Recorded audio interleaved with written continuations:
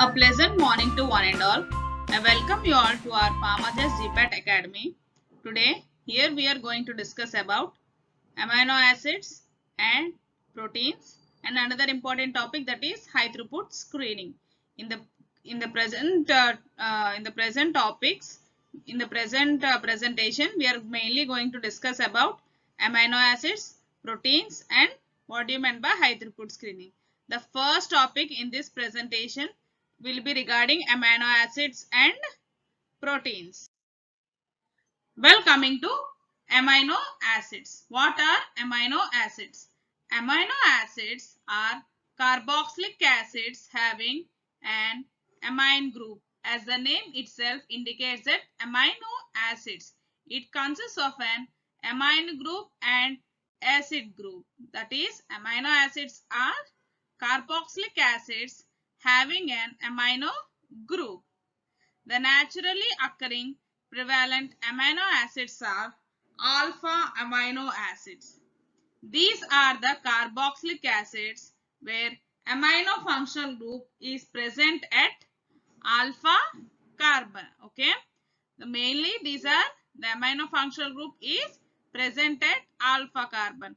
As I told that the carbon that is attached to functional group is known as alpha carbon. So hence this is our alpha carbon, and amine group is attached to the alpha carbon as discussed. Okay.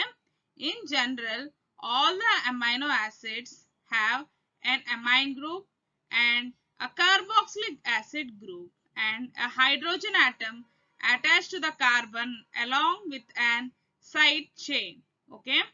Amino acids differ in their side chain. Mainly amino acids differ in these side chains based on the number of carbon atoms present in this side chain.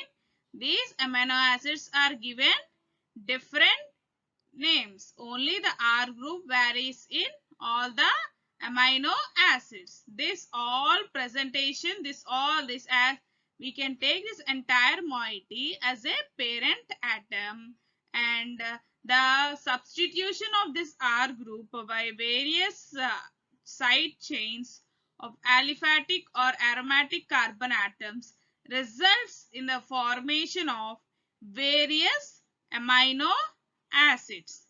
The variation in the nature of side chain imparts characteristic properties to amino acids. Amino acids form polymers known as peptides and proteins. Okay. Amino acids form polymers known as peptides and proteins. That is, the attachment of different amino acids results in the formation of a long chain of amino acids, which are nothing but proteins and peptides. Amino acids can be represented by general formula RCH NH2COH as given below. That is, by changing the R group, the amino acids are given different names, whereas this group remains the same for all the amino acids. Next, coming to classification of amino acids. Amino acids are classified based on different characteristic properties. The first one is that based on chemical reaction they undergo in a solution form. That is, based on the chemical reaction they undergo, they are classified into three types. They are acidic amino acids, basic amino acids, and neutral amino acids. This classification is mainly based on the chemical reaction they undergo in a solution form. Okay. The next classification is that based on their nutritional importance. That is, based on their nutritional importance, they are classified as essential amino acids, semi-essential amino acids, and non-essential amino acids. Essential amino acids, non-essential amino acids, and semi-essential amino acids. Next, the classification based on the chemical nature. First one based upon the chemical reaction with in the solution form. Okay, this is chemical reaction based on classification based on chemical nature. First one classification based on chemical reaction.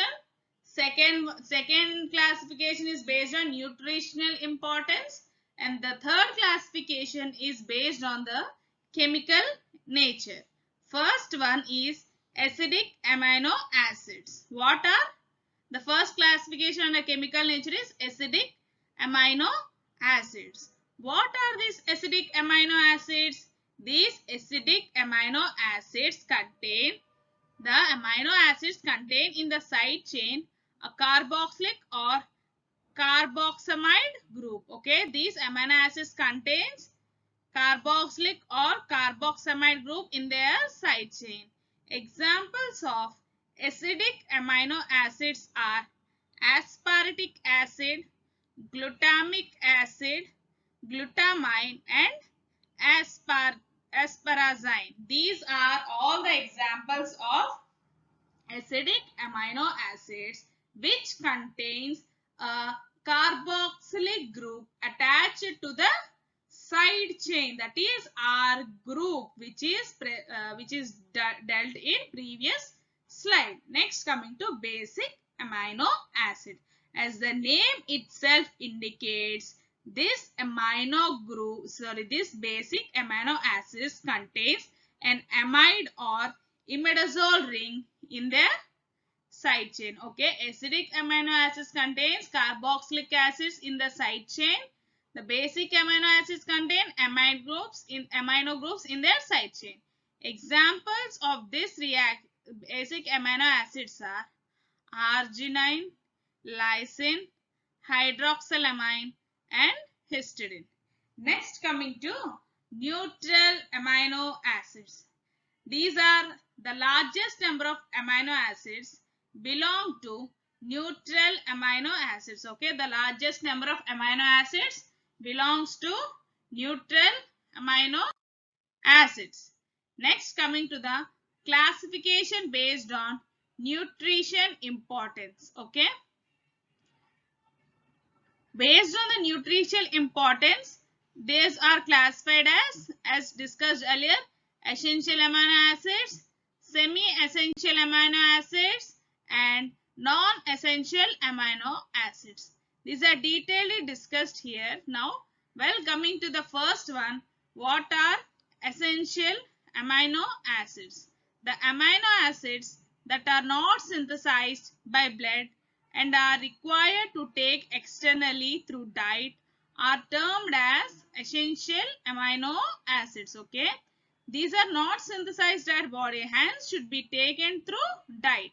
Such amino acids are essential amino acids. Examples are valine, leucine, isoleucine, phenylalanine, threonine, tryptophan, methionine, and lysine. Okay, the amount of these amino acids required in our body is 1.1 to 0.25 grams per day. The amount, this is mainly important one here. Please kindly note down that the minimum amount of essential amino acids that should be present per day in our body, which has to be taken in 1.1 to 0.25 grams per day. These amino acids are synthesized industrially and added to the foodstuff. As these are taken externally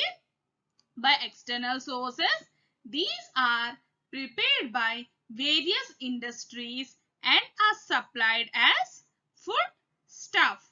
Next, coming to semi-essential amino acids. What are semi-essential amino acids? These amino acids are not synthesized in the human body in sufficient amount during growth. However, these are essential in pregnant women, lactating mothers,